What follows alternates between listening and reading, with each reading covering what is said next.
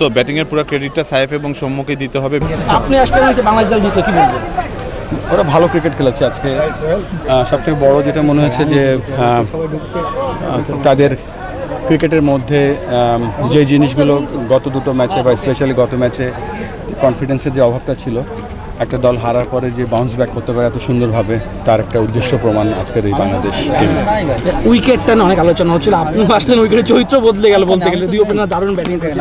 বলছেন আপনার কাছে কি ম্যাজিকটা ছিল? আর ক্রেডিটটা দেবো পুরো গ্রাউন্ডস টিমে যারা কাজ করে, যারা রাত দিন ওদের মধ্যে কাজ করে। আপনারা হয়তো জানেন না কী পরিমাণ পরিশ্রম করে তারা, তাদের জন্য কোনো শুক্রবার ছুটি নেই। তারা সবসময় চেষ্টা করে এই মাঠটাকে যত ভালো করা যায়। অনেক সময় মাটির কারণে হোক বা ওয়েদারের কারণে হোক হয়তো 100% করতে পারে না, বাট তারা অনেক পরিশ্রম করে, তাদেরকে পুরো কৃতজ্ঞ। একটা প্রশ্ন জানতে চান যে ওয়াসিম আকরাম বাংলাদেশের দলের সঙ্গে কাজ করতে চান বিনা পারিশ্রমিকে, তাকে কোনোভাবে যুক্ত আপনারা করতে চান কিনা যদি সুযোগ থাকে? আমি তো ওই ধরনের কোনো কিছু শুনিনি এখনো, আমাদের কাছে বলেছিলেন। ওনার মতো ক্রিকেট মেধা, not only fast bowler, cricket মেধা তো পৃথিবীতে কমই আছে। আমার সাথে পার্সোনাল যোগাযোগ আছে, উন্নত করে দেবো, আমাদের জন্য সুখ।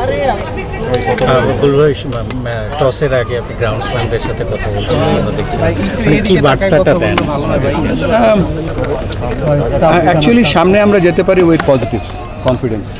তো যখনই যার সাথে কথা বলে চেষ্টা করি আমরা যেন কনফিডেন্টলি সামনের দিকে এগিয়ে যেতে পারি, তাদের নিজের উপর তার সেই বিশ্বাসটা আছে, সেই বিশ্বাসটা যেন তারা করতে পারে।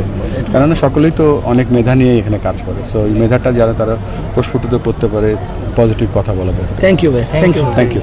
ওইভাবে করে ওরা ব্যাটিং করে গিয়েছে। আজকে যেটা ভালো লেগেছে হলো ওদের ইন্টেন্টটা কারেক্ট ছিল।